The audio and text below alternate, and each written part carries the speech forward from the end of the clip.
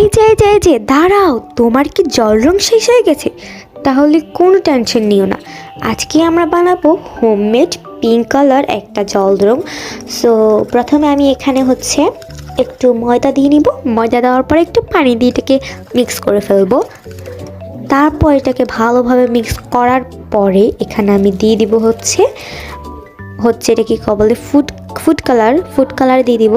আর হ্যাঁ, ফুড কালারটা কিন্তু অবশ্যই রেড হতে হবে, রেড ছাড়া কিন্তু পিঙ্ক কালার হবে না। রেড দিলে পিঙ্ক হবে, পিঙ্ক দিলে কি কালার হবে সেটা আমি জানি না।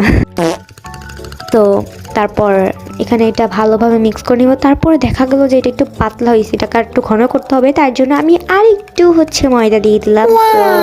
তোমাদেরও কিন্তু এরকম ঘন করতে হবে, এটা কিন্তু ঘন না করলে রং উঠবে না। সো আমি এখানে আমার নামটা লিখে নিচ্ছি।